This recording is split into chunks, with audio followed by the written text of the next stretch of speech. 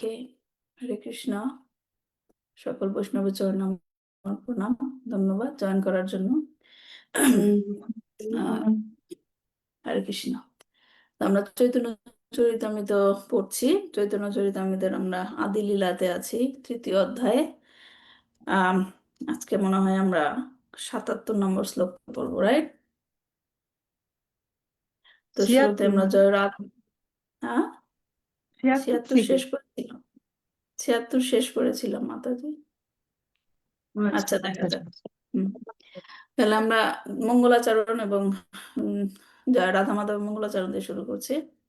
জয় রাধা মাধব কুঞ্জ বিহারী, জয় রাধা মাধব কুঞ্জ বিহারী, জয় গোপীজন বল্লভ গিরিবরধারী, জয় গোপীজন বল্লভ গিরিবরধারী, যশোদানন্দন ব্রজ জনরঞ্জন, যশোদানন্দন ব্রজ জনরঞ্জন, যমুনা তীরা বনচারী, যমুনা তীরা বনচারী, জয় রাধা মাধব কুঞ্জ বিহারী, জয় রাধা মাধব কুঞ্জ বিহারী। হরে কৃষ্ণ হরে কৃষ্ণ, কৃষ্ণ কৃষ্ণ হরে হরে, হরে রাম রাম, রাম রাম হরে হরে, জয় প্রভুপাদা প্রভুপাদা, প্রভুপাদা জয় প্রভুপাদা, জয় জয় প্রভুপাদ প্রভুপাদ, প্রভুপাদ জয় জয় প্রভুপাদ, নিতাই গৌড়া হরি বল হরি বল, হরি বল নিতাই গৌড়া হরি বল। জ্ঞানাতিমিরন্দস্য জ্ঞানাঞ্জনশলাকায় চক্ষুর্মিলিतं येन तस्मै श्रीगुरुवे नमः। श्रीचैतन्यमनोभीष्टं स्थापितं येन भूतले स्वयं रूपं कदा मह्यं ददाति स्वपदान्तिकं। वन्देऽहं श्रीगुरुं श्रीयुतपदकमलं, श्रीगुरून् वैष्णवांश्च श्रीरूपं साग्रजातं सहगण रघुनाथान्वितं तं सजीवं साद्वैतं सावधूतं परिजनसहितं कृष्णचैतन्यदेवं श्रीराधाकृष्णपादान् सहगण ललिता श्रीविशाखान्वितांश्च। नमोऽयं विष्णुपादाय कृष्णप्रस्थाय भूतले श्रीमते भक्तिवेदान्त स्वामिनिति नामिने। नमस्ते सारस्वती देवे गौरवाणी प्रचारिणे, निर्विशेष शून्यवादी पाश्चात्य देशतारिणे, वंशाकल्पतरुभ्यश्च कृपा सिन्धुभ्येव च पतितानां पावनेभ्यो वैष्णवेभ्यो नमो नमः। नमो महावदन्नाय कृष्णप्रेमप्रदायते कृष्णाय कृष्णचैतन्य नाम्ने गौरतिष्ठे नमो नमः। अनर्पितं चरिं चिरात् करुणायपतीर्न काल समर्पयितम् उन्नत उज्ज्वला रसं भक्तिश्रियां। हरे पुराता सुन्दरा दुति कदं वसन्ति पिता सदा हृदय कन्दरे, स्फुरता वसच्चिनन्दना आजनुलम्बिता भुजा कनकावदातौ संकीर्तनकपितर कमलायताक्षौ, विश्वम्भर द्विजभार जुगधर्मपालौ, वन्दे जगत्प्रिया करकरुणावतारणौ, करुणावतीर्णौ पञ्चतत्त्माकं कृष्णां भक्तरूपस्वरूपकं, भक्तावतारं भक्ताख्यं नमामि भक्तशक्तिकां। जय श्री कृष्ण चैतन्य प्रभु नित्यानंद, श्री अद्वैत गदाधर श्रीवासादि गौर भक्तवृंद। हरे कृष्ण कृष्ण कृष्ण हरे हरे, हरे राम राम राम हरे हरे, हरे कृष्ण कृष्ण कृष्ण हरे हरे, हरे राम राम राम हरे हरे, हरे कृष्ण कृष्ण कृष्ण हरे हरे, हरे राम राम राम हरे हरे। जय जय श्री चैतन्य जय नित्य जय अद्वैत चंद्र जय गौर भक्त वृंद। जय जय श्री चैतन्य जय नित्यानंद जय अद्वैत चंद्र जय गौर भक्त वृंद। जय जय श्री चैतन्य जय नित्यानंद जय अद्वैत चंद्र जय गौर भक्त वृंद। कम करते बाच्चा नाम पांगुम ना खाई दे। শ্রী শ্রী চৈতন্য চরিতামৃত কি জয়, শিল প্রভুপাদ কি জয়, নিতাই গৌর প্রেমানন্দে, হরি হরি বল। ওকে, তো আমরা গত সপ্তাহে যেটা পড়েছিলাম, আচ্ছা আমরা যে এখন পড়ছি এই অধ্যায়ের যে অংশটা, এই অংশটা মেইনলি কিসের উপর আলোচনা চলছে? কি কি বিশেষ আলোচনা আরো চলছে, কিসের ব্যাখ্যা করা হচ্ছে এ পর্যন্ত যে আমরা পড়ছি? বলে ভগবানের সৌন্দর্যের। হ্যাঁ, কিন্তু কোন একটা বিশেষ শ্লোকের ব্যাখ্যা পড়ছি আমরা, সেই বিশেষ শ্লোকটা কোনটা? 52 নম্বর শ্লোক। 52 নম্বর শ্লোকটা। হ্যাঁ, 52 নম্বর শ্লোকটা কোথা থেকে নেওয়া হয়েছে? শ্রীমদ্ ভাগবত ভাগবত। গীতা। কৃষ্ণ ভাগবতম। বন্দে কৃষ্ণ। কেন? কৃষ্ণ বর্ণম তুষা কৃষ্ণ। হুম, বুঝলাম তো এই শ্লোকটা, কিন্তু শ্লোকটা বিশেষ কেন, স্পেশাল কেন? কেন আমাদের এই শ্লোকটা একদম ওয়ার্ড বাই ওয়ার্ড বুঝাচ্ছে, রাইট? কৃষ্ণদাস কবিরাজ গোস্বামী বিভিন্ন শাস্ত্রের ব্যাখ্যা দিয়ে আমাদেরকে, কৃষ্ণদাস কবিরাজ গোস্বামী এই শ্লোকের ওয়ার্ড টু ওয়ার্ড বুঝাচ্ছে। তো এই শ্লোকটা কেন এত গুরুত্বপূর্ণ যে ওয়ার্ড বাই ওয়ার্ড বুঝাচ্ছে কৃষ্ণদাস কবিরাজ গোস্বামী? বলে জানেন তো শ্লোকটা কেন, কিসের জন্য বলা হয়েছিল সেটা আগে মনে করেন। ভাগবতম থেকে তো নেওয়া, রাইট? তো ভাগবতমে কেন বলা হয়েছিল, কে বলেছিল, কেন বলেছিল? নারায়ণের মানে নারায়ণ হচ্ছে ভগবান শ্রী বিষ্ণুর অংশ, সেটা বোঝানোর জন্যই। সেটা মানে একটা পার্ট, কিন্তু মেইনটা কি সেটা একটা পার্ট, এই আলোচনার একটা ব্যাখ্যার একটা পার্ট, কিন্তু মেইন কেন বলা হয়েছিল এই শ্লোকটা? বলে শ্রীমদ্ ভাগবতমের শ্লোকটা কেন এসেছিল? কারণ কি জানতে চেয়েছিল নবযোগেন্দ্রর কাছে মহারাজ নিমি জানতে চেয়েছিল বিভিন্ন ভগবান যে বিভিন্ন অবতারে অবতারিত হয়, এই পর্যন্ত হয়েছে এবং পরবর্তীতে আসবে, কি রূপে আসবে সেটা জিজ্ঞেস করেছিল না? তখন তো সে বলেছিল যে ভগবানের যে শ্বেতবর্ণ রক্তবর্ণ আসবে না, তখন ওই সমস্ত অবতার তো চলে আসছিল যখন নাকি এই প্রশ্নটা করা হয়েছিল, কিন্তু তখনও কলিযুগ আসে নাই, রাইট? তো তখন মহারাজ নিমি জিজ্ঞেস করেছিল, এই এই পর্যন্ত তো আপনি যেগুলো বললেন সেগুলো আমরা জেনেছি অবতার, কিন্তু পরবর্তীতে ভগবান কিভাবে আসবে? হ্যাঁ, ভগবানকে আমরা কিভাবে বুঝবো যে ভগবান এই রূপে অবতারিত হয়েছে, কিভাবে বুঝবো? তখন সে এই শ্লোকটা বলেছিল, রাইট? শ্লোকটার মধ্যে বলেছিল যে কৃষ্ণ বর্ণাম তুষা কৃষ্ণাম, সে কিরকম ভাবে আসবে, তার বর্ণটা কি হবে, এবং তার গায়ের রং কেমন হবে, এবং সে কিভাবে আসবে, বিভিন্ন বৈশিষ্ট্য।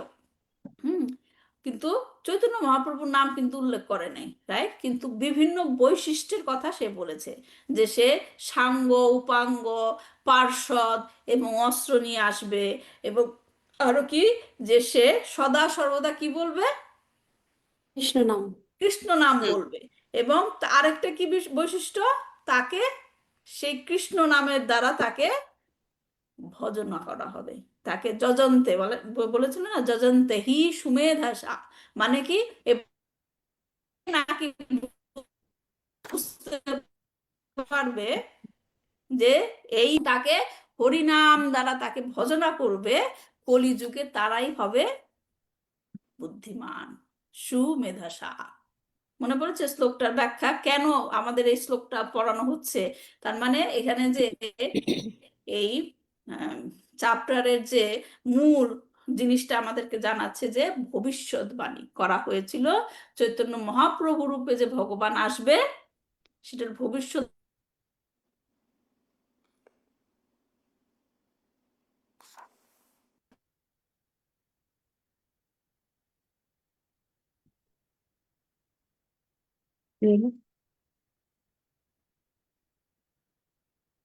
হরে কৃষ্ণ। সরি, লাইনটা কি কেটে গিয়েছিল? নেটে মনে হয় হ্যাঁ সমস্যা হতো। দেখছিলাম। সরি, নেটওয়ার্কের সমস্যা। ওকে, সরি। যেটা আমি বলছি যে এটা কি, এই শ্লোকটার মাধ্যমে ভগবানের চৈতন্য মহাপ্রভু কেটে কেটে যাচ্ছে। রূপে এসেছে, এটা আমাদের বোঝা দরকার। কারণ এই কলিযুগে অনেকেই বলে আমি অবতার, সে অবতার, ও অবতার, তাই তাই আমাদেরকে সঠিকটা জানতে হবে। সঠিকটা হবে, শুধু তার মানে কি সঠিকটা মন গড়া না, শাস্ত্রিক ব্যাখ্যার মাধ্যমে। কথা শোনা যাচ্ছে নাকি আবার আটকে যাচ্ছে? মাঝে মাঝে একটু এখন শোনা ব্রেকডাউন যাচ্ছে। হয়ে যাচ্ছে, হরে কৃষ্ণ। কেটে কেটে যাচ্ছে। মাঝে মাঝে কেটে মাঝে যাচ্ছে। মাঝে একটু ব্রেক হয়ে যাচ্ছে আমার ইন্টারনেটে। হ্যাঁ, আমার কম্পিউটার আসলে দেখাচ্ছে ইন্টারনেটটা আনস্টেবল। যাই হোক, তাহলে আমরা এটা হচ্ছে এই এই জন্য আমরা যে কি পড়ছি সেটা আমাদের বুঝতে হবে না। আমরা প্রত্যেকদিন একটা একটা করে পড়ছি, শ্লোক পড়ছি, শাস্ত্রের ব্যাখ্যা পড়ছি, কিন্তু মেইন জিনিস কি আমাদের কি বুঝতে হবে। শেষে গিয়ে তখন আমরা বলতে পারবো, ও এই জিনিসটা বোঝার চেষ্টা করেছিলাম, এটা আমি এখন বুঝেছি। রাইট? তো এখন যে গত ক্লাস থেকে যে প্রশ্নগুলো দিয়েছিলাম সেটা হচ্ছে, প্রথম প্রশ্নটা ছিল কৃষ্ণদাস কবিরাজ গোস্বামী কি ব্যাখ্যা করার জন্য উল্লেখিত 69 নম্বর শ্লোকটি শ্রীমদ্ ভাগবতম থেকে বর্ণনা করেছেন। তিনি শাস্ত্রিক ব্যাখ্যা প্রমাণ দিচ্ছেন, রাইট? কি বলার জন্য তিনি 69 নম্বর শ্লোকে শ্রীমদ্ ভাগবতম থেকে এই শ্লোকটি বলেছিলেন, কি বলার, বলেন? হরে কৃষ্ণ মাতাজি। কৃষ্ণদাস কবিরাজ হ্যাঁ, বলেন। গোস্বামী শ্রী চৈতন্য মহাপ্রভুর অঙ্গ ও অংশ তত্ত্ব এবং তিনি যে নারায়ণের চেয়েও শ্রেষ্ঠ তা শাস্ত্রীয়ভাবে প্রমাণের জন্য এই শ্লোকটি উল্লেখ করেছিলেন। মেনলি হচ্ছে অঙ্গ বা অংশ, রাইট? হ্যাঁ, যে আমরা অঙ্গ পড়ছি না, সাঙ্গ পাঙ্গ অস্ত্র, হ্যাঁ, অঙ্গ বা অংশের কথা বর্ণনা করতে গিয়ে তিনি এই শ্রীমদ্ ভাগবতম থেকে এই শ্লোকটি উল্লেখ করেছিলেন। হ্যাঁ, এবং এখান থেকে কি বোঝা গিয়েছিল যে আহ 69 নম্বর শ্লোকে তিনি শ্লোকটা বলেছিলেন এবং তারপর তিনি আস্তে আস্তে ব্যাখ্যা করছেন, রাইট? তো 71 নম্বর শ্লোকে গিয়ে তিনি বলেছেন যে কৃষ্ণ কবিরাজ গোস্বামী, যে মায়া কার্য নহে সব চিদানন্দময়। এই কথাটার মানে কি? সরি, হরে এই কৃষ্ণ কথাটার মাতাজি। মানে, হ্যাঁ বলেন। মানে এ কথার মানে ভগবানের অংশ প্রকাশকে কখনো মায়ার সৃষ্টি বলে মনে করা উচিত নয়। তারা সকলেই মায়াধীশ, অর্থাৎ সচ্চিৎ আনন্দময়।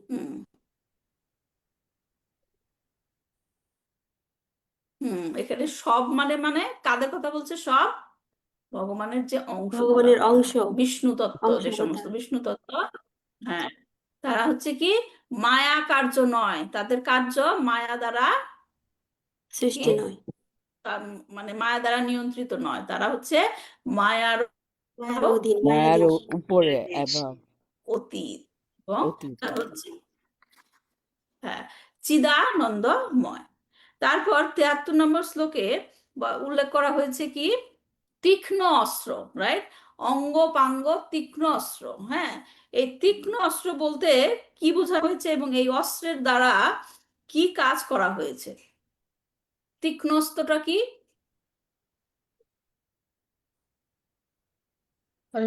বলবো।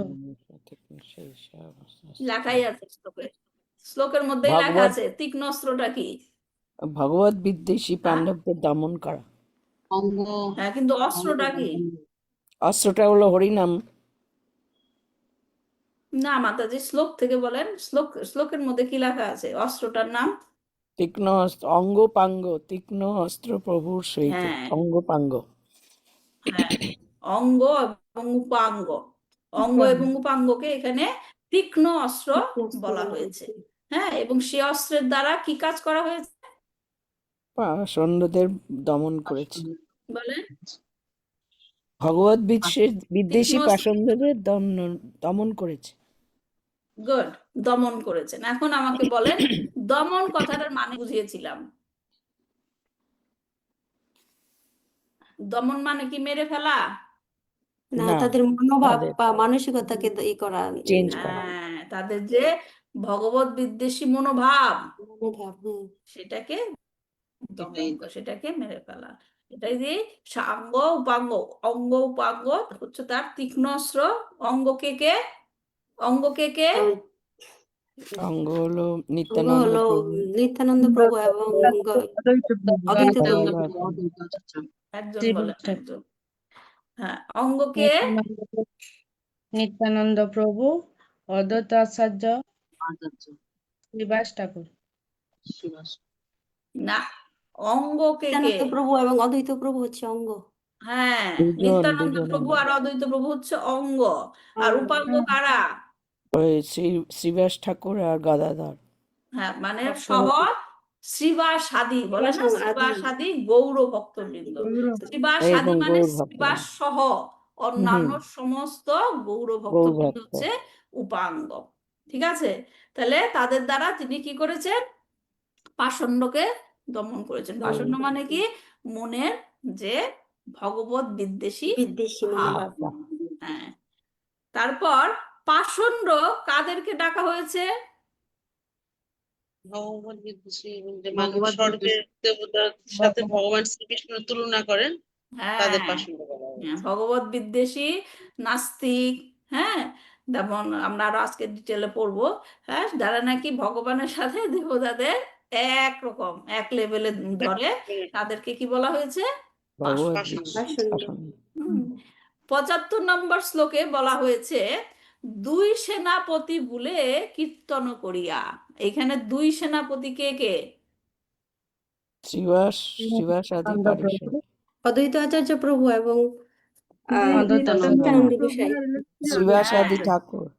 যেখানে এইখানে যা শ্লোকে বলা হয়েছে সেখান থেকে উত্তরটা বের করতে হবে, রাইট? তাহলে এখানে দুই সেনাপতি কাকে কাকে বলেছে? ও অদ্বৈত আচার্য আর নিত্যানন্দ গোসাই এবং নিত্যানন্দ অদ্বৈত প্রভু। আচার্য প্রভু। হ্যাঁ, অদ্বৈত আছে। নিত্যানন্দ এবং হচ্ছে অদ্বৈত, যে না যারা নাকি এই অঙ্গ। অঙ্গ। তাদেরকে মানে তারা উপাঙ্গদের নিয়ে তাদেরকে বলা হচ্ছে কি? সেনাপতি, রাইট? সেনাপতি। কে কে? অদ্বৈত আচার্য, অদ্বৈত। হ্যাঁ, 74 নম্বর নিত্যানন্দ শ্লোকেই গোসাই। লেখা আছে, 74 নম্বর শ্লোকেই লেখা আছে নিত্যানন্দ অদ্বৈত আচার্য। এই দুই সেনাপতি অন্য শ্রীবাস আদি পারিষদ নিয়া কি করলো? কীর্তন করিয়া, কীর্তন করিয়া সর্বত্র ভ্রমণ করলো। ঠিক আছে, তাহলে আমরা আজকে 77 নম্বর শ্লোক থেকে পড়বো। শেয়ার করছি। একটা কথা আগে একটু বলবো। বলেন। আপনি যখন ওই যে কোয়েশ্চেন গুলো দেন না, জাস্ট চ্যাপ্টারটা মেনশন করবেন। অনেক সময় মনে করতে পারি না এটা কোথা থেকে হয়েছে, মানে আমি যদি মিস করি আর চ্যাপ্টার মেনশন করবো, চ্যাপ্টার তো একটাই না, চলছে। জাস্ট একটা মানে প্রথমে প্রত্যেকটা ইসে না, শ্লোকে না, জাস্ট প্রথমে না, চ্যাপ্টার তো একই চলে, আর লাস্ট ক্লাসে কি হয় ওর তো বলা হয় না। আচ্ছা আচ্ছা। এই জন্য রেগুলার থাকতে হবে ক্লাসে।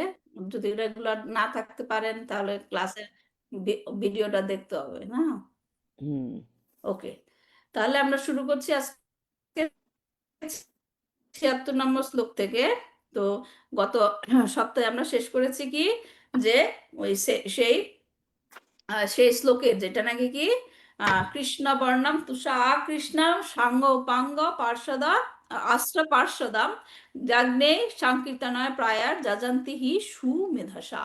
তো এখানে যে পয়েন্টগুলো আমরা এ পর্যন্ত ব্যাখ্যা করা হয়েছে, কৃষ্ণ বর্ণম, তুষা কৃষ্ণম, সাঙ্গ পাঙ্গ আস্ত্র, এই তিনটি বৈশিষ্ট্যের ব্যাখ্যা করা হয়েছে। তারপরের যে লাস্ট লাইনটি সেটা কি? ইয়াজ্ঞায় সংকীর্তনায় যাজান্তিহি সুমেধাসা।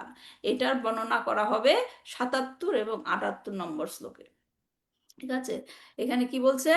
সংকীর্তন প্রবর্তক শ্রীকৃষ্ণ চৈতন্য সংকীর্তনে ভজে সেই ধন্য। শ্রীকৃষ্ণ চৈতন্য হচ্ছেন সংকীর্তন যজ্ঞের প্রবর্তক। হ্যাঁ, সংকীর্তন মানেটা কি? সমবেত ভাবে ভগবানের দিব্য নাম কীর্তন একসাথে বসে, একসাথে বসে একে বলা হয় সংকীর্তন। তো শ্রীকৃষ্ণ চৈতন্য হচ্ছেন এই সংকীর্তন যজ্ঞের প্রবর্তক, যিনি এই সংকীর্তনের মাধ্যমে তার ভজনা করেন তিনি হচ্ছেন যথার্থ ভাগ্যবান। তার মানে কি, যে পূজা অর্চনা আরতি করা, রাইট, আরতি করা, অলটারে গিয়ে আরতি করা বা অন্য কিছু করা, তার থেকে চৈতন্য মহাপ্রভু কোনটাতে তুষ্ট হন? নাম সংকীর্তনে। সংকীর্তন যজ্ঞ, সংকীর্তন যজ্ঞের মাধ্যমে তিনি বেশি খুশি হন। ভজনা তো করা পছন্দ। বলা হচ্ছে যে শ্রীকৃষ্ণ চৈতন্য মহাপ্রভু হচ্ছেন কি? নাম সংকীর্তন সংকীর্তনের যজ্ঞের প্রবর্তক। প্রবর্তক। আমরা পড়েছিলাম একটা ভজনে, গোলকেরও প্রমোদন হরিনাম নাম নাম সংকীর্তন। সংকীর্তন কে নিয়ে আসলো? হ্যাঁ, মহাপ্রভু। ব্রজেন্দ্র নন্দন। ব্রজেন্দ্র নন্দনজি নন্দন শচীসুত যে তুলসী শচীসুত শচীসুত। তুলসী। হ্যাঁ, তাহলে বলরাম গোলক থেকে পল্লবীতে কে নিয়ে এসেছে? শচীসুত। শচীসুত মানে চৈতন্য মহাপ্রভু। এবং তাকে কি বলা হচ্ছে? তিনি হচ্ছেন যজ্ঞের, এই যজ্ঞের প্রবর্তক। কেননা তিনি এই যজ্ঞের আমরা যখন মঙ্গলাচরণ পড়ি সেখানে একটা শ্লোকে না, সংকীর্তনাকা পিতারাও, মানে সংকীর্তন যজ্ঞের প্রবর্তক পিতা। পিতা। মহাপ্রভু হচ্ছেন, চৈতন্য মহাপ্রভু হচ্ছেন সংকীর্তন যজ্ঞের পিতা। তো যেমন আমাদের সন্তান পুত্র আছে, কন্যা আছে, রাইট? এখন অন্য লোকেরা এসে যখন আপনার ছেলে মেয়েকে আদর করবে, ভালোবাসবে, তাহলে সেই লোকের প্রতি আপনার একটা ভালোবাসা জন্মাবে, পছন্দ করবেন, রাইট? স্বাভাবিক টেন্ডেন্সি, রাইট? তো সেই রকম মহাপ্রভু তার সন্তান যেটা, কে? সংকীর্তন যজ্ঞ। সেই সংকীর্তন যজ্ঞকে যে ভালোবাসবে, যে সংকীর্তন যজ্ঞকে প্রচার করবে, তাকে চৈতন্য মহাপ্রভু কি করবে?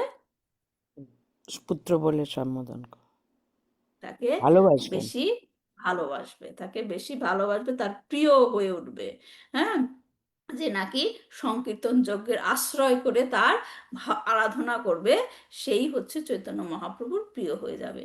তো যেই হরিনাম জপ করে এবং সমবেত কীর্তন করে, মহাপ্রভু সেই ব্যক্তির প্রতি প্রসন্ন হন, এবং প্রসন্ন হয়ে তাকে কিভাবে কৃপা করে? তার প্রতি প্রসন্ন হন, প্রসন্ন হয়ে তাকে কিভাবে কৃপা করে বলেন? তাকে তার মধ্যে কৃষ্ণ প্রেম জাগিয়ে তোলেন। দান করেন। হ্যাঁ, তাকে কৃষ্ণ দান করে। কি, কৃষ্ণ প্রেম তো আমাদের ভিতরে আছেই, রাইট? কৃষ্ণ কৃষ্ণ জাগিয়ে তুলি। প্রেমটাকে জাগিয়ে তোলেন, আমাদের সঞ্চারিত সুপ্ত করেন। অবস্থায় সেটা জাগ্রত করেন। আচ্ছা, সেটাকে জাগ্রত করে, সেটা হচ্ছে কৃপা। তিনি কৃপা, সেভাবে তার কৃপা প্রদর্শন করেন।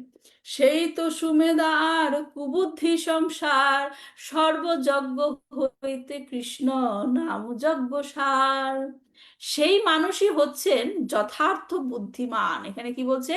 এই যে সুমেধা, যিনি হচ্ছেন যথার্থ বুদ্ধিমান। কিন্তু যারা নির্বোধ, হ্যাঁ, যে বলছে কুবুদ্ধি সংসার, যাদের নাকি বুদ্ধি হচ্ছে হ্যাঁ, কিন্তু যারা নির্বোধ, তারা সংসারের জন্ম মৃত্যুর আবর্তে নিরন্তর আবর্তিত হয়। সংসার বলে না, সংসার, তাদের এই বুদ্ধিটা নাই। কিভাবে? চৈতন্য মহাপ্রভুকে, তারা চৈতন্য মহাপ্রভুকেই গ্রহণ করে না অনেকে, রাইট? চৈতন্য মহাপ্রভুকে গ্রহণ করে না, চৈতন্য মহাপ্রভুকে সংকীর্তন যজ্ঞের মাধ্যমে আরাধনা করা তো আর দূরের কথা, রাইট?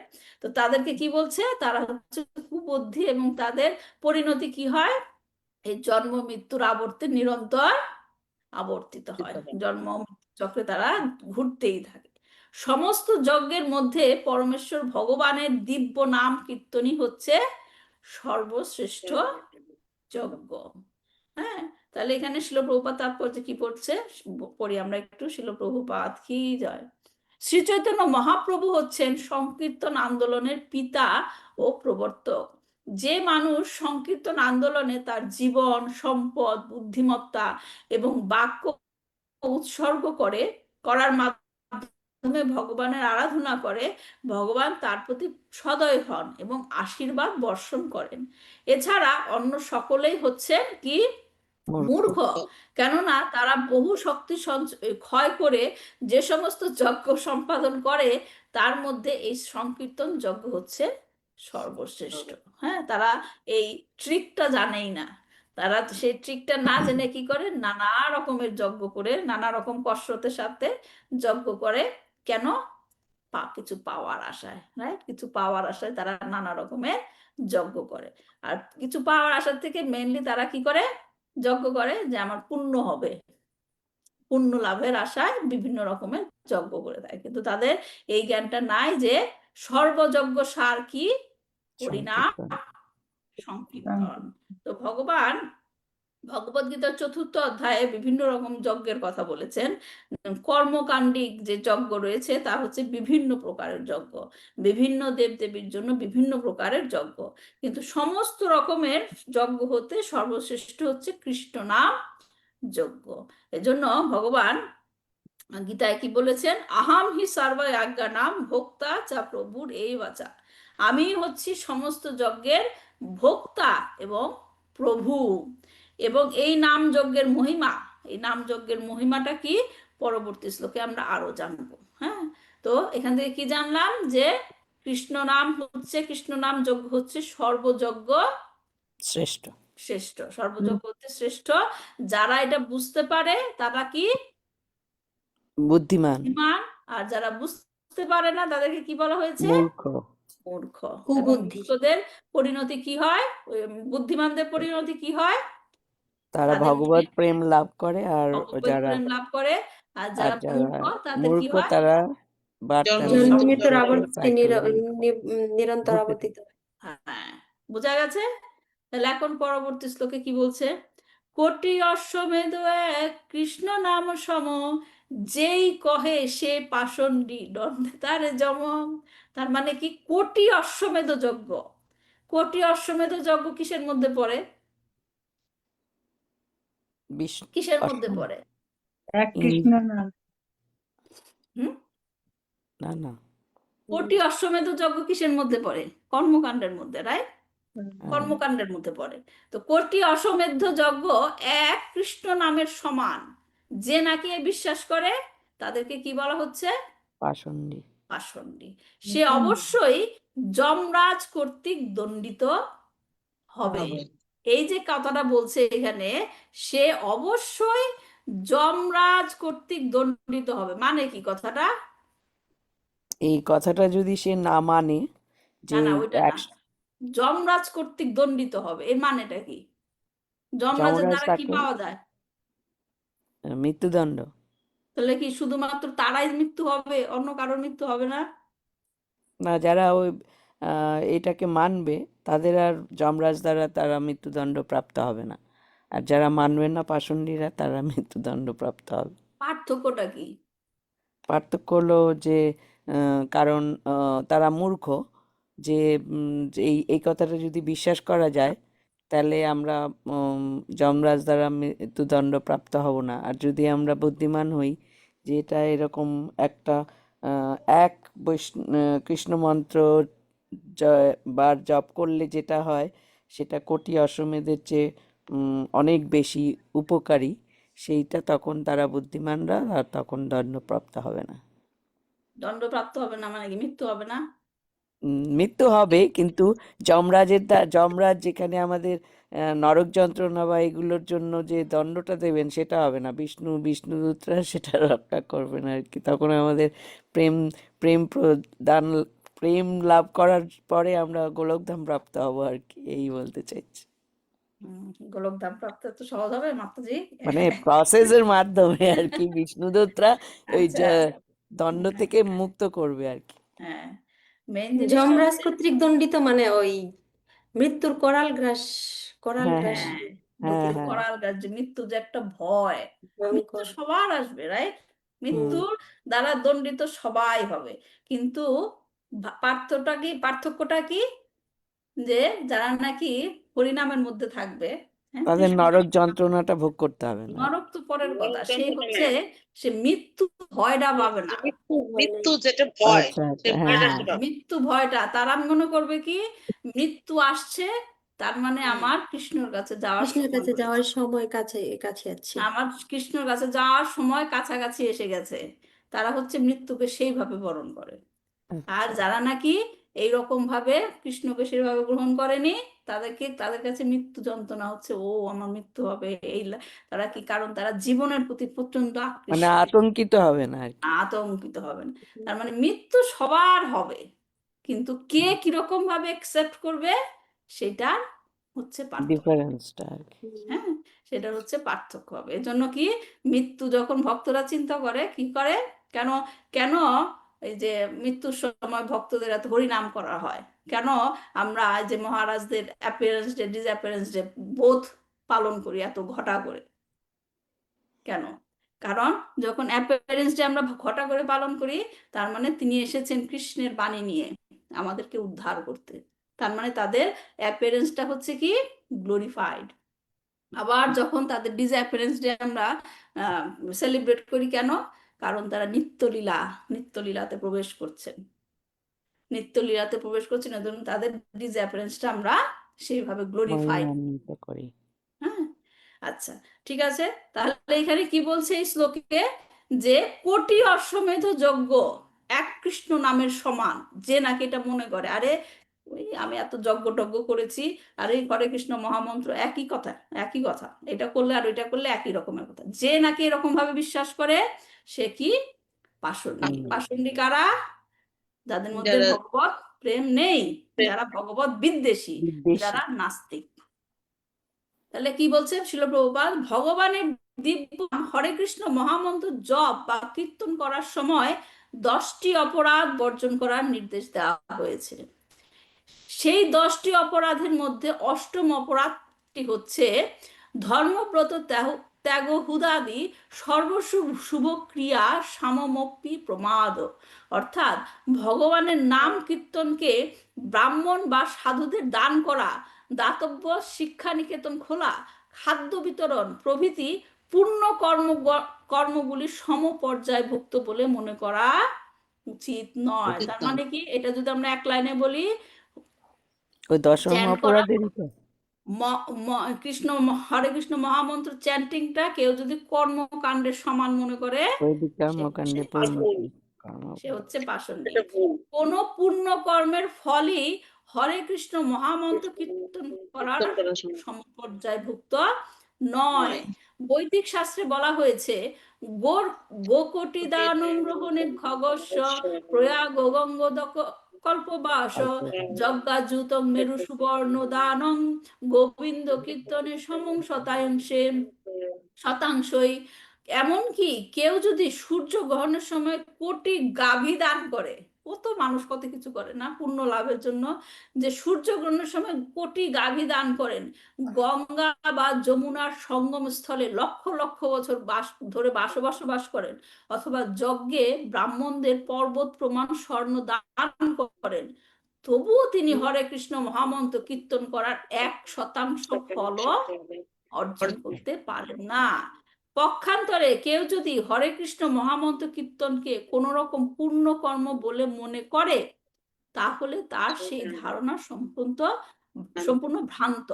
এই হরিনাম কীর্তনে অবশ্যই পুণ্য অর্জন হয়, কিন্তু প্রকৃত তত্ত্ব হচ্ছে যে শ্রীকৃষ্ণ ও তার নাম সর্বতোভাবে চিন্ময়, এবং তাই সব রকম জড়জাগতিক পুণ্যকর্মের অতীত। পুণ্যকর্ম হচ্ছে জড়জাগতিক স্তরের বস্তু, কিন্তু ভগবানের দিব্য নাম কীর্তন চিন্ময় স্তরে। তাই পাষণ্ডীরা তা বুঝতে না পারলেও ভগবান দিব্য নাম কীর্তনের সঙ্গে পূর্ণ কর্মের কখনোই তুলনা করা যায় না।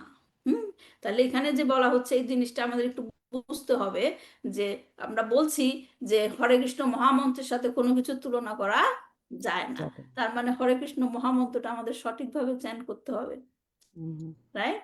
কিভাবে সেটা সঠিকভাবে করা যায় সেটা আমাদের জানতে হবে। তো যে ব্যক্তি কৃষ্ণের পবিত্র নাম জপকে কর্মকাণ্ডের সঙ্গে তুলনা করবে, সে কি যমরাজের শাস্তি পাবে, যমরাজের দ্বারা শাস্তি পাবে, অর্থাৎ সে মৃত্যু যন্ত্রণা ভোগ করবে। কারণ হচ্ছে ভগবানের পবিত্র নাম যে কোনো ধরনের পুণ্য কর্মের চেয়ে শ্রেষ্ঠ। পবিত্র নামকে পূর্ণ কর্মের সঙ্গে তুলনা করে যে ভগবানের পবিত্র নামকে খাটো করেছে। যারা নাকি এরকম করে তারা যে পবিত্র নামকে তারা খাটো করেছে। বেদে কর্মকাণ্ড বা পুণ্য কর্মের কথা উল্লেখ আছে এবং অশ্বমেধ যজ্ঞ হচ্ছে সেই রকমের এক ধরনের পুণ্য কর্ম। কিন্তু আমরা যদি মনোযোগ দিয়ে চিন্তা করি, এই কলিযুগে যে বিভিন্ন কর্মকাণ্ডের কথা বেদে উল্লেখ আছে, আমরা কি আসলে সেগুলো সঠিকভাবে করার মতো কোয়ালিফাই? না। না। অথচ সেগুলোর উপরই মানুষ নির্ভর করে। ভগবান চৈতন্য মহাপ্রভু রূপে এসে যে সহজ পথটা দিয়েছে সেইখানে কেউ যেতে চায় না, তারা ওই কঠিন পথেই যাবে, যদিও সে কোয়ালিফাইড নয়। নয়। না। তো মানুষ কেন কর্মকাণ্ড এবং পুণ্যকর্ম মানে অনুসরণ করে? মেইন রিজনটা কি? ওদের বাসনা পূর্ণ করার জন্য। সেটা তো আছে, কিন্তু মেইন রিজনটা কি? মেন রিজনটা হলো পুণ্য কামানোর জন্য। পুণ্য কামানো, উল্টাটা বলেন তাহলে। পুণ্য পুণ্য কামনার উল্টাটা হলো ভগবত বিদ্বেষী না হয়ে ভগবত মুখী হওয়া উচিত। না, যদি আমরা কর্মকাণ্ডিক যারা ফলো করে, হ্যাঁ, যদি গিয়ে জিজ্ঞেস করি কি করবে, বলবে যে পুণ্য কর্ম, আমাদের পুণ্য হবে। কিন্তু সেটার বিহাইন্ড এর রিজনটা কি?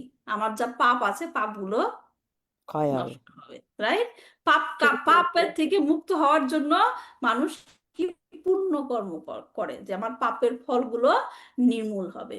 তো প্রথমত এই কলিযুগে মানুষ সঠিকভাবে পুণ্য কর্ম করার মতো যোগ্য নয়। না। হ্যাঁ, যেমন ধরেন বিভিন্ন ধরনের যজ্ঞ যখন করা হয় তখন মন্ত্র উচ্চারণ করা হয়, রাইট? মন্ত্র উচ্চারণ করা হয়, কেউ কি সঠিকভাবে মন্ত্র উচ্চারণ করতে পারে না। এই কলিযুগে?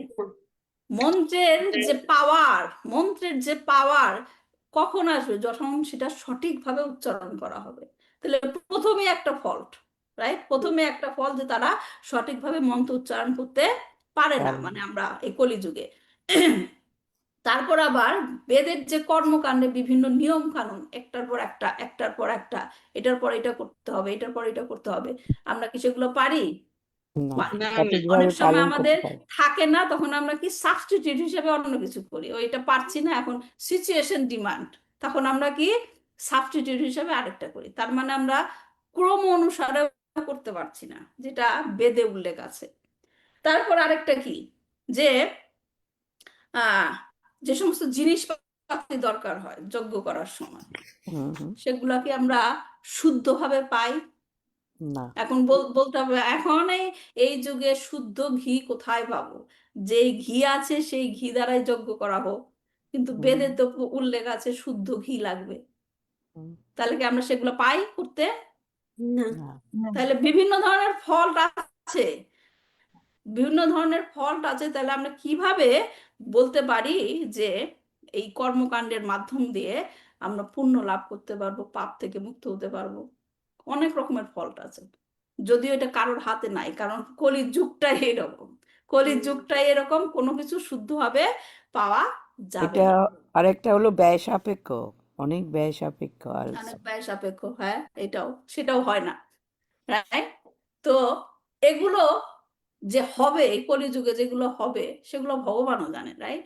এই কলিযুগে এই জীবদের পক্ষে এগুলো করা সম্ভব নয়। তো এই কারণেই এই কলিযুগের প্রেসক্রাইবড যজ্ঞ কি? নাম সংকীর্তন। হরিনাম সংকীর্তন। কারণ ভগবান জানে যেগুলো ওরা পারবে না, তাদের মধ্যে, আমাদের মধ্যে যে অনেক রকমের ফল্ট থাকবে, আমরা যে কোয়ালিফাই থাকবো না সে জানে। এর জন্য সহজ পথটি তিনি কি দিয়েছেন? হরিনাম সংকীর্তন। এর জন্য হরিনাম সংকীর্তন হচ্ছে এই কলিযুগে সর্বশ্রেষ্ঠ প্রেসক্রিপশন। ধর্ম। যুগ ধর্ম। তো সেটা কি? ভগবানের দিব্য নামের উচ্চারণ, যেটা শ্রীমদ্ ভাগবতমে বলা হয়েছে কি, মন্ত্রাতাস তন্ত্রতাস ছিদ্রাম দেশা কালারহা বাস্তুতা সর্বম কারোতি নিশ্চিদ্দাম আনুসংকীর্তনাম তবা। মানে মন্ত্র উচ্চারণে বা বিধিবিধানে পালনের ত্রুটি থাকতে পারে, থাকবেই, কোনো কিছু করা নাই। দেশ কাল পাত্র এবং উপকরণের বিষয়টিতেও ত্রুটি থাকতে পারে, কিন্তু সমস্ত ত্রুটি দূর হয়ে যায় কখন? যখন নিরন্তর ভগবানের নাম করা যায়। জপ করা। জপ করা। তাহলে কি বোঝা গেল? কোনো কিছু শুরু করতে গেলে আমাদের কি নাম দিয়ে শুরু করতে হবে? হরিনাম প্রণাম। হরিনাম। হরিনাম কৃষ্ণ নাম। শেষ করতে গেলে কি করতে হবে?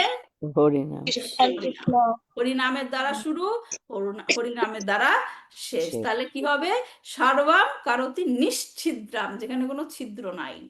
হ্যাঁ, কিন্তু অন্যান্য কর্মকাণ্ডের মধ্যে সেখানে কি ছিদ্র আছে, যেহেতু এটা কলিযুগ। তার আরেকটি পয়েন্ট কি হচ্ছে, যে এই পুণ্যকর্ম কঠোর পরিশ্রমের দ্বারা হয়তোবা সম্পন্ন করা যাবে।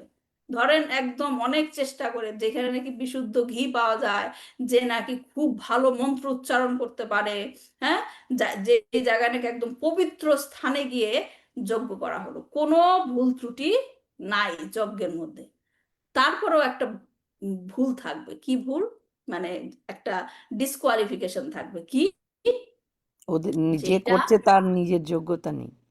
না, সেটাও তো বললাম, কোয়ালিফাইড ব্রাহ্মণও আনলো, যে নাকি খুব সুন্দর মতো মন্ত্র উচ্চারণ করতে পারে, সে নিজেও কোয়ালিফাইড, সবকিছুই ঠিক আছে, তারপরও ডিসকোয়ালিফিকেশন একটা কি থাকবে, যেটা কি? কৃষ্ণ প্রেম দিতে পারবে না। আচ্ছা, এই সমস্ত কর্মকাণ্ডের মাধ্যমে যদিও সেটা সমস্ত রূপে একদম সঠিক, কোনো ভুল নাই, পুণ্য কিন্তু অর্জন করবে কিন্তু কৃষ্ণ প্রেম লাভ হবে না। কৃষ্ণ প্রেম লাভ হবে না। হ্যাঁ, কৃষ্ণ প্রেম, আর কৃষ্ণ প্রেম লাভটাই কি আমাদের জীবনে একমাত্র গোল। একমাত্র উদ্দেশ্য।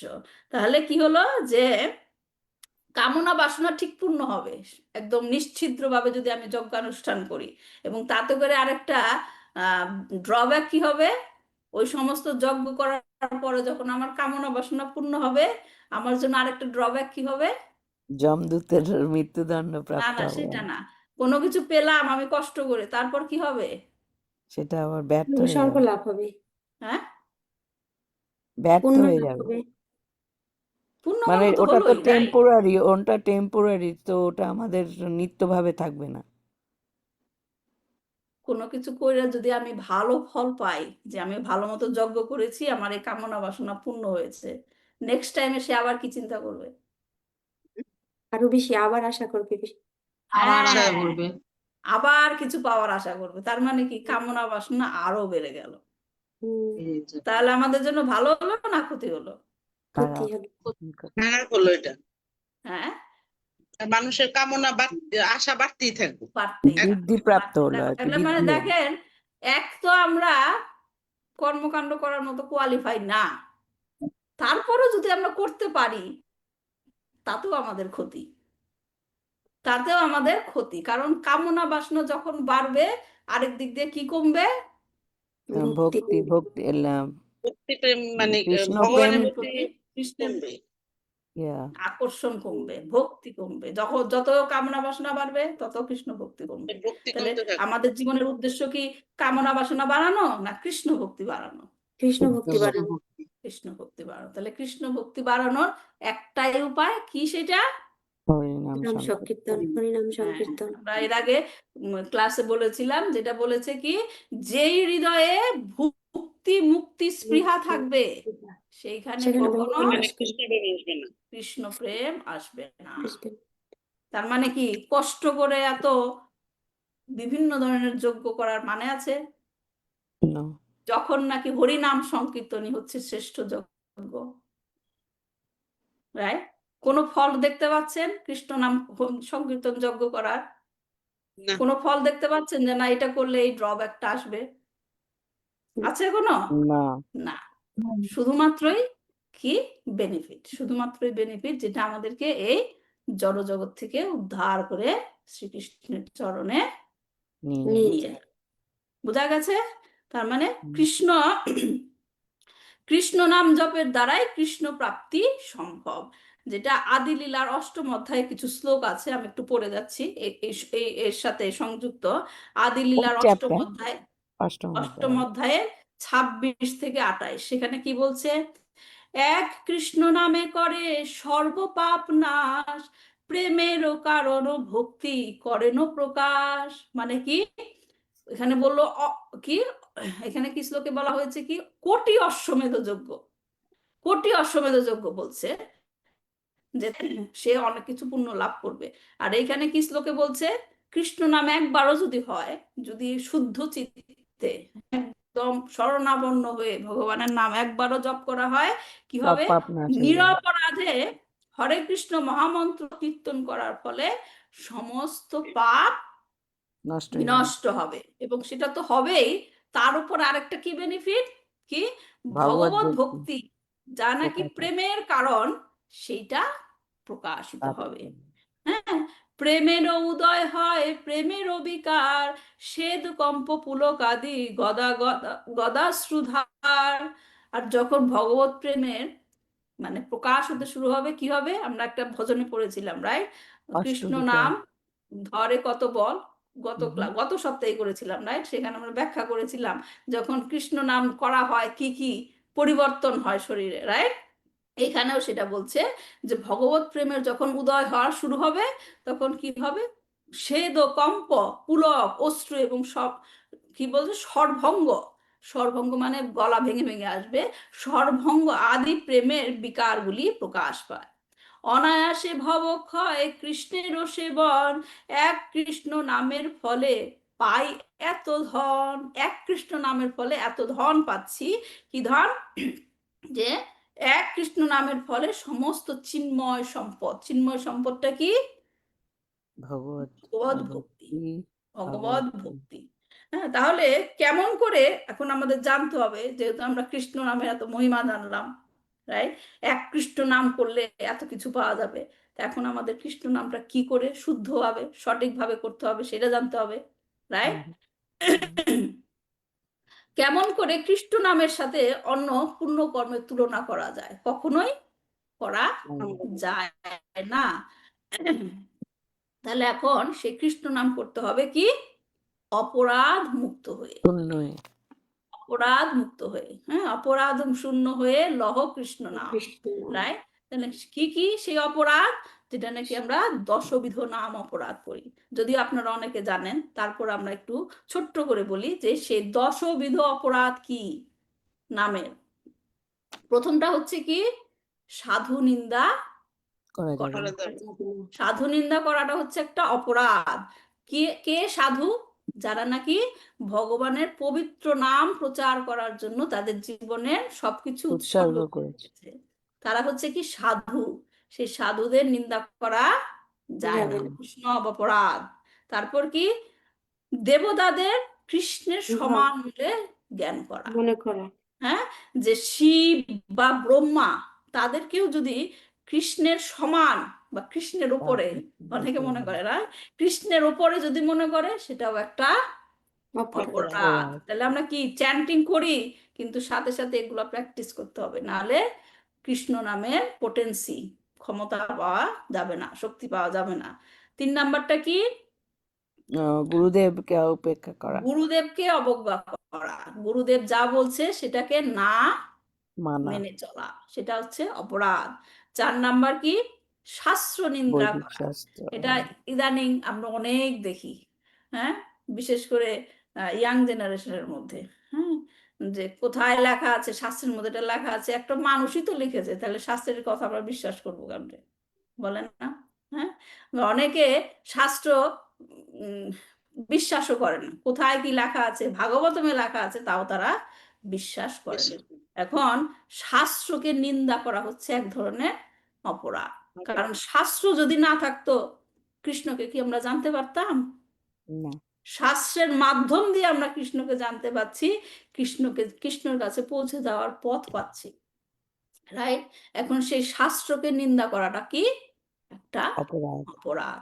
শাস্ত্র নিন্দা করলাম, সাথে সাথে চ্যান্টিং করলাম, হবে ফল? না, হবে না। শাস্ত্র নিন্দা করা হচ্ছে অপরাধ। অনেক সময় আমরা শাস্ত্রের অনেক কিছু মানে গ্রহণ করতে পারি না, সেটা কিন্তু শাস্ত্রের ভুল লেখা আছে তা না। কেন গ্রহণ করতে পারি না? আমাদের সেই অজ্ঞানতা। আমাদের অজ্ঞতার কারণে অক্ষমতার জন্য বুঝতে পারছি না ওইখানে কি লেখা আছে। আছে। তো সেই ক্ষেত্রে আমাদের কি করণীয়?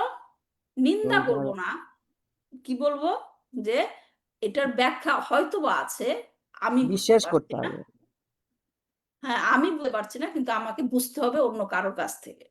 তার মানে আমি যেটা বুঝতে পারছি না সেটা যে ঠিক না সেটা বলা উচিত অপরাধ। নয়। তার মানে কি হলো, প্রথমটা কি, যে সাধু নিন্দা করা হচ্ছে নিন্দা অপরাধ, করা, দেবতাকে কৃষ্ণের সমান বলে দেবতাকে মনে কৃষ্ণের করা সমান মনে অপরাধ, করা, গুরুদেবের গুরুদেবের আদেশ গুরুদেবকে অমান্য অবজ্ঞা করা, করা, অপরাধ, 4 নাম্বার বৈদিক শাস্ত্র শাস্ত্রের নিন্দা শাস্ত্র করা সম্যক অপরাধ, গ্রন্থের নিন্দা নিন্দা করা, করা, 5 নাম্বার কি, হরিনামের হরিনামের মাহাত্ম্য ব্যাখ্যা, প্রতিরক্ষা করা, কাল্পনিক ব্যাখ্যা ব্যাখ্যা, নিজের মনের মতো করে দেওয়া, নিজের মনের মতো করে দেওয়া, সেটা হচ্ছে অপরাধ। হ্যাঁ, সব হরিনাম মহামন্ত্রের জপের মহিমাকে অর্থহীন বা কাল্পনিক বলে মনে কাল্পনিক করা, মনে করা, হ্যাঁ, সেটা হচ্ছে 5 নাম্বার অপরাধ। 6 নাম্বার কি, নামে অর্থবাদ আরোপ করা, মানে নিজের স্বার্থ বা পবিত্র নামের নিজের স্বার্থ বা গ্লোরি নিয়ে নিজের মন গড়া একটা কথা ব্যাখ্যা বলা। করা, 7 নাম্বার হচ্ছে কি, এই যে আমরা একটু আগে পড়লাম যে এক কৃষ্ণ নামে কি হয়, সর্বপাপ অসার হরে। সর্বপাপ করে। বিনাশ বললাম না, করে। এখন অনেকে মনে করতে পারে ও আমার তাহলে কৃষ্ণ নাম জপ করতে হবে পাপ মোচন করার জন্য। হুম, হুম, হুম। হ্যাঁ, আমার পাপ দূর হবে তাই আমি হরি নাম জপ করব, কিন্তু এটা অপরাধ। এটা হচ্ছে অপরাধ যে নামের বলে পাপ করা, মানে ও আমি পাপটা করে ফেলেছি, সমস্যা নাই, চ্যান্টিং করে নিব, পাপ দূর হয়ে যাবে।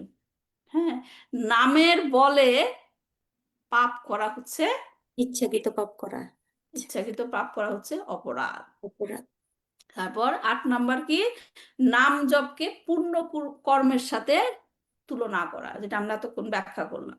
সমস্ত পুণ্য কর্ম আর হরে কৃষ্ণ মহামন্ত্র জপ করা একই একই। আজকে সারাদিন ভরে আমি দেবদেবীর পূজা করেছি, আজকে আর আমার চ্যান্টিং করতে হবে না, করেছি তো, সারাদিন ব্যয় করেছি না। এমন কি আমরা যদি ধরেন আমাদের জন্মাষ্টমী আসছে, রাইট, আমরা সারাদিন কি কৃষ্ণকে নিয়ে ব্যস্ত থাকবো, থাকার চেষ্টা করব, রাইট, কৃষ্ণকে সেবা করব, এটা করব এটা করব, কিন্তু ওগুলা করে যদি আমার চ্যান্টিং না করি তাহলে কি হবে? না, না, চ্যান্টিং করতে হবে, চ্যান্টিং হচ্ছে ফার্স্ট প্রায়োরিটি, হরিনাম জপ করা। তারপর 9 নাম্বার হচ্ছে যে শ্রদ্ধা নাকি এই ভক্তি হরে কৃষ্ণ মহামন্ত্র, যাদের কোনো শ্রদ্ধা নাই, শ্রদ্ধাহীন, কৃষ্ণের প্রতি কোনো শ্রদ্ধা নাই, তাদেরকে গিয়ে জ্ঞান প্রদান করা।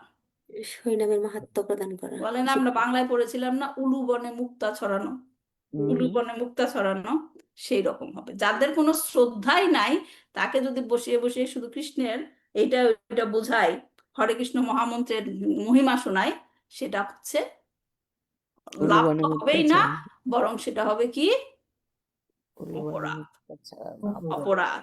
তারপর 10 নাম্বার হলো কি, যেটা আমাদের বেশি বেশি মনে রাখা উচিত, এটা আমরা সহসাই করি, যে আমরা এত কিছু ক্লাসে এত কিছু ব্যাখ্যা দেই, এত কিছু মানুষকে বোঝাই, হ্যাঁ, কিন্তু তা তারপরও সত্ত্বেও কি আমাদের বিশ্বাস রাখতে পারি না, হরে কৃষ্ণ মহামন্ত্রের উপর বিশ্বাস রাখতে পারি না। কি করি আমরা? জড় জগতের আসক্তির প্রতি বেশি আকৃষ্ট।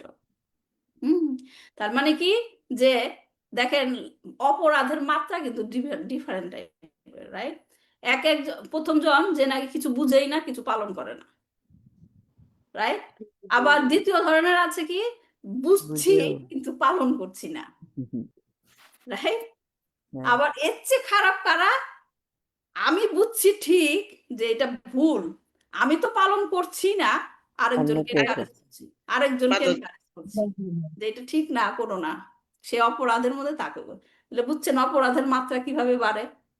হ্যাঁ, তো এখানে 10 নম্বর অপরাধটা কি, যে মহিমা, নামের মহিমা শোনার পরেও এই হরে কৃষ্ণ মহামন্ত্রের উপর বিশ্বাস থাকে না, বিশ্বাস না থেকে বিশ্বাস না থেকে জড় এগুলো জড় করে। জগতের যারা আসক্তির প্রতি আসক্তি বজায় আসক্ত হয়ে যায়। এবং নাম, হরি নাম জপ করার সময় অমনোযোগী থাকা। তাহলে বুঝতে পারছেন যে আমরা হরি নামের অনেক, মানে এটা হচ্ছে কৃষ্ণ নাম হচ্ছে সর্বযজ্ঞ হতে সার, কিন্তু সেই কৃষ্ণ নামটা করতে গেলে কি করতে হবে? অপরাধ শূন্য হয়ে কৃষ্ণ নাম জপ করতে হবে। এই অপরাধগুলোকে আমাদের মনে রাখতে হবে। এখন কে আমাকে বলতে পারবেন 10টা অপরাধ একসাথে? প্রথমটা কি, একজন বলেন, প্রথমটা কি? সাধু নিন্দা না করা, ভক্তদের নিন্দা করা, শব্দের নিন্দা না করা। 2 নম্বর, শিব মানে দেবতাদের তীব্র ভগবানের সাথে তুলনা করা, ভগবানের সমপর্যায় বা ভগবানের সমপর্যায়ের চেয়ে উপরে ঊর্ধ্বে মনে করা হচ্ছে অপরাধ। মনে 3 করা। নম্বর, গুরুদেবের আদেশ অমান্য গুরুকে করা। অবজ্ঞা করা, হুম হুম গুরুকে গুরুদেবের অবজ্ঞা ডাক- করা। হুম 4 নম্বর, 4 নাম্বার হলো বৈদিক শাস্ত্র অথবা বৈদিক শাস্ত্রের অনুগামী শাস্ত্রের নিন্দা করা। শাস্ত্র নিন্দা করা। 5, 5 হলো ও হরে হরিনামের কৃষ্ণ মাহাত্ম্যকে কাল্পনিক মনে করা হ্যাঁ। মনে করা। 6, অর্থবাদ করা, হরিনামকে হরিনামের ভুল নিজের মুখ ব্যাখ্যা করা করা। অর্থবাদ আরোপ করা, 7, নাম বলে পাপাচরণ করা, হ্যাঁ হরিনামের নামের মাহাত্ম্য জেনেও ইচ্ছাকৃত নামের নামের বলের উপরে পাপ করা, যে পাপ পাপ করা। করে হরিনাম জপ করলে সেটা শেষ হয়ে যাবে, সেটাও। তারপর 8 নম্বর, উম, হরিনামকে অন্যান্য হরে ধর্মীয় ক্ষেত্রে যজ্ঞ, সংকীর্তন মন্ত্র, করাকে কৃষ্ণ বৈদিক কর্মকাণ্ডের নামাচরণ করাকে কাল্পনিক বলে মনে বর্ণিত করা। পূর্ণ কর্ম বলে মনে করা। হ্যাঁ পূর্ণ কর্মের সাথে কৃষ্ণ নাম জপ করাকে সমান মনে করা। আর 9 নম্বর, শ্রদ্ধাহীন শ্রদ্ধাহীন ব্যক্তিকে ব্যক্তিকে জোর করে ভগবানের দিব্য নামের কৃষ্ণ মহিমা নামের নাম সম্বন্ধে দেওয়া। উপদেশ দেওয়া। শ্রদ্ধাহীনদের কৃষ্ণ নাম সম্বন্ধে উপদেশ দেওয়া। আর 10, ভগবানের প্রতি হরিনামের পূর্ণ মাহাত্ম্য বিশ্বাস শুনেও না থাকা। হ্যাঁ, শ্রীকৃষ্ণের কি আমরা হরি নামের মহিমা বৈদিক জানার আসক্তি পরেও বজায় রাখা। হ্যাঁ পূর্ণ এরপর বিশ্বাস না, বিশ্বাস না রাখা এবং জড়জগতের প্রতি জগতের আসক্ত প্রতি হওয়া। আসক্তি। হ্যাঁ তাহলে এখন আপনি বলতে পারেন, ও মাতাজি এত কিছু বলে দিলেন, 10টি অপরাধ আমাদের পালন করতে হবে। হ্যাঁ এখন তো আমি তো এগুলো পালন করতে পারবো না, তাহলে হরিনামই করবো না, চ্যান্টিংই করবো না। তাহলে আরো আরো যমদূতের কাছে বলতে চলে পারেন যেতে না হবে। যে মাতাজি বলছে যে এই অপরাধগুলোর সাথে সাথে চ্যান্টিং করলে চ্যান্টিং এর কোনো লাভ হবে না, তাহলে আমি তো এই সবগুলো অপরাধ আমি এখনো করছি, মাঝে মাঝে করি, তাহলে আমি চ্যান্টিংই করবো না। এটা কি সলিউশন? না না, না তাহলে কি হরিনাম সঠিকভাবে করার জন্য 10টি অপরাধ থেকে মুক্ত হওয়া যায়। এই কি বলবো আমি, ধরেন চেষ্টা করা উচিত, হ্যাঁ চেষ্টা করা উচিত। কি যেন একটা উদাহরণ আছে যে, ও সে উদাহরণটা অনেকেই হয়তো জানেন, কি জন্ডিস হওয়ার সময়, জন্ডিস যখন হয় প্রথমে কি আখের রস খেতে দেয় না?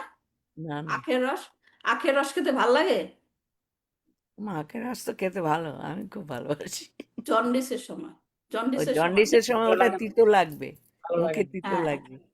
কিন্তু তিতা লাগে। যদি সেই রোগীকে বলা হয় যে না তোমার তিতা লাগে, খেতে হবে না আখের রস, তাহলে কি সলিউশন হলো? না, জন্ডিসের সময় না। আখের রস দেয় না, আখের রস খেলে জন্ডিস ধীরে ধীরে ভালো হয় না? নাকি আমি জোর ভুল করে বলছি? করে হ্যাঁ। খেতে হবে। বুঝতে পারছেন আমার উদাহরণটা? হুম। হুম। যে জন্ডিসের সময় আখের রস খেলে খারাপ লাগে, তার মানে কি আমরা আখের রস খাওয়া বাদ দিব? না না, জন্ডিস ভালো করার জন্য আমার আখের রস আরো বেশি করে খেতে হবে। বেশি করে খেতে হবে। তাহলে ঠিক সেই রকম যে অপরাধ যুক্ত হয়ে হরিনাম করা যাবে না, কারণ হরিনামের পোটেন্সি পাওয়া যাবে না, তার মানে এই না যে আমি হরিনামই বন্ধ করে দেব। হরিনাম সেটা তার করতে একটা করতে অপরাধ। ওগুলো সব কারণ আস্তে আস্তে এই দূরীভূত যে হবে। অপরাধগুলো মুক্ত হতে হবে, তার ওষুধটাই হচ্ছে কি হরিনাম। হরিনাম সংকীর্তন। হরিনাম করা। তার মানে কি হলো, শুদ্ধভাবে হরিনাম করার উপায় হচ্ছে হরিনাম করা। মানে বুঝতে আমাদের পারছেন? প্র্যাকটিস করতে করে চালিয়ে যেতে হবে আর কি। হ্যাঁ একমাত্র স্বয়ং পবিত্র নামই হচ্ছে, যেটা হচ্ছে কি, এটা কিন্তু আমি মন থেকে বলছি না, এটা পদ্ম পুরাণে উল্লেখ আছে যে একমাত্র হরি নামই হচ্ছে সমস্ত অপরাধ দূর করতে পারে। যারা অপরাধের সাথে সেই নাম জপ করে সেই ফল তখনই আসতে পারে যখন তারা অবিরত জপ করে। তার মানে শুদ্ধ হরিনাম করার উপায় হচ্ছে হরিনাম। হরিনাম সংকীর্তন করে। হরিনাম থেকে শুরু করবেন করা, অপরাধ থাকুক অসুবিধা নাই, কিন্তু ধীরে ধীরে জপ করতে করতে এই হরিনামই আপনাকে শুদ্ধ হরিনাম করার জন্য যোগ্য করে তুলবে। হ্যাঁ তাহলে আমাদের এখান থেকে কি শিক্ষণীয়, যে আজকে যে টোটাল আলোচনা করলাম, একটা লাইনে আমরা বুঝতে পারি কি, যে ভগবান শ্রীকৃষ্ণের সাথে যেমন অন্য দেব দেবীদের তুলনা করা যায় না, ঠিক সেই রকম ভাবে হরিনাম যজ্ঞের সাথে অন্য কোনো যজ্ঞ কোনো যজ্ঞের তুলনা কর্মকাণ্ডের করা যায় না। তুলনা করা যায় না। যায় তুলনা না। করা যায় না। ভগবান শ্রীকৃষ্ণ যেমন চিন্ময়, সব কিছুর অতীত, হরিনাম হরিনাম যজ্ঞ হচ্ছে হরিনাম যজ্ঞ চিন্ময়, সেরকম সমস্ত কিছু। চিন্ময় যজ্ঞ। আমরা গত সপ্তাহে যখন ভজনটা করেছিলাম, আমি জানি না সবাই ছিলেন কিনা, কি যেন রাধা কৃষ্ণ প্রাণ কৃষ্ণ নাম ধরে কত বল, কৃষ্ণ রাইট? নাম এটা ধরে করেছিলাম না গত সপ্তাহে? রাধা কৃষ্ণ দিয়েছিলেন। সেটা গতকাল হয়েছে, মাতাজি আপনি গতকাল করেছেন, আমি বলছি গত সপ্তাহের কথা। গত হ্যাঁ, সপ্তাহে কৃষ্ণ এটা নাম এটা ধরে কত এই বল। এই ক্লাসে করেন না কেন? আচ্ছা সেটা আলোচনা পরে করছি, আমার ক্লাসটাকে শেষ করি। তাহলে সেটা কি হলো যে আমরা যখন হরি নামের কথা আমরা ওখানে ব্যাখ্যা করেছিলাম, সেখানে আমরা যে লাইনগুলো বলা হয়েছিল, হরি নামকে কি পার্সন হিসেবে বলা হয়েছিল, ব্যক্তি হিসাবে, হুম, মনে আছে কারণ? হ্যাঁ, কারণ কি হরি নাম হচ্ছে স্বয়ং ভগবান শ্রীকৃষ্ণ। এজন্য স্বয়ং ভগবান শ্রীকৃষ্ণ যেমন চিন্ময় স্তরে অধিষ্ঠিত, কারোর সাথে তার সমানও কেউ নয়, তার ঊর্ধ্বেও কেউ নয়। তুলনা করা যাবে না। এবং হরিনাম যজ্ঞের সাথেও কারোর কোনো কর্মকাণ্ডের কোনো কিছু তুলনা তুলনা করা করা যায়। বলা যায় না, কারণ হরিনাম যজ্ঞ হচ্ছে এর সমানও কেউ নেই, এর ঊর্ধ্বেও ঊর্ধ্বেও কেউ কেউ নেই। নেই। ঠিক আছে, তাহলে এখন পরবর্তী শ্লোকে যেটা নাকি আমরা নেক্সট ক্লাসে করব, আজকে এই পর্যন্তই থাক, যে এই যে আমরা ভাগবতমে এই শ্লোকটার ব্যাখ্যা পড়লাম, রাইট? কৃষ্ণ বর্ণাম তুষা কৃষ্ণাম, রাইট? এটা কৃষ্ণদাস কবিরাজ গোস্বামী এই পর্যন্ত বিভিন্ন শাস্ত্রে বিভিন্ন জায়গা থেকে শ্লোক নিয়ে নিয়ে ব্যাখ্যা করে বুঝালো, রাইট? এখন নেক্সট যে শ্লোকটা 80 নম্বর শ্লোক থেকে যে জীব গোস্বামী এই শ্লোক সম্বন্ধে কি বলেছে সেটার ব্যাখ্যা করানো হবে। ঠিক আছে, তাহলে নেক্সট আচ্ছা, উইকে আমরা আপনি একটা দিলেন না, ভাগবতম থেকে একটা শ্লোক বললেন যখন, ওইটা কত নাম্বার? ওটা ওটা প্রথমে হচ্ছে ওইটা চৈতন্য চরিতামৃতের এই অধ্যায়ের 52 নম্বর শ্লোক, রাইট? কিন্তু শ্রীমদ্ ভাগবতমের না শ্রীমদ্ ভাগবতমেরটা। হ্যাঁ, একাদশ স্কন্দের পঞ্চম অধ্যায়ের 32 নম্বর শ্লোক। ওকে, 11.5.32। হ্যাঁ, 11:5:32। ওকে, ঠিক আছে, তাহলে আমি আজকে টার্গেট করেছিলাম 90 নম্বর শ্লোক পর্যন্ত পড়বো, কিন্তু হলো না। যাই হোক, কিন্তু আমাদের আজকে আলোচনা খুব গুরুত্বপূর্ণ ছিল, যেটা মানুষের অনেকের ভুল ধারণা থাকে, সেগুলোর থেকে আমাদের বের হয়ে আসতে হবে। কারণ শুধুমাত্র চৈতন্য চরিতামৃত আমরা পড়ছি ভগবানের লীলা জানার জন্য না, আমাদের যেখানে শিক্ষাগুলো দেওয়া হয়েছে আমাদেরকে কৃষ্ণদাস কবিরাজ গোস্বামী বিভিন্ন শ্লোকের মাধ্যমে, এগুলো থেকে আমাদের শিক্ষা নিতে হবে, রাইট? এর জন্য আলোচনার একটু ডিটেলে করার চেষ্টা করেছি। তো ভালো থাকবেন সবাই, না দেখা না হবে। না, তার আর আগেই হবে। নেক্সট ওই যে ওইটা একটু নেক্সট বললেন। আচ্ছা, নেক্সট 2 উইকস আমি ক্লাসটা নিতে পারবো না, কারণ গুরু মহারাজ ভিজিট করবে আমাদের এখানে। তো আপনাদের সাথে আবার দেখা হবে 29 এবং 30-এ। 29। তাহলে বলুন ওইটা কেন আপনি ওখানে করেছেন? আমি তো ওটা ভালো পাই না তো। আচ্ছা ঠিক আছে, তাহলে আমরা ক্লাসটা শেষ করি, তারপর আলোচনা করছি। তো ভালো থাকবেন সবাই, দেখা হবে নেক্সট ক্লাসে 29 এবং 30। 29 নাম্বার ক্লাস হবে হচ্ছে ভাগবতম, এবং 30 নম্বর ক্লাস হবে 30 তারিখে ক্লাস হবে চৈতন্য চরিতামৃত। ওকে, ভালো থাকবেন হরে সবাই। কৃষ্ণ মাতা। কৃষ্ণ বাঞ্ছা কল্পতরুভ্যশ্চ কৃপা সিন্ধুভ্যশ্চ পতিতানাং পাবনেভ্যো বৈষ্ণবেভ্যো শ্রী চৈতন্য চরিতামৃত কি জয়, শিল প্রভুপাদ কি জয়, নিতাই গৌর প্রেমানন্দে হরি হরি বল। হরে হরে কৃষ্ণ। কৃষ্ণ।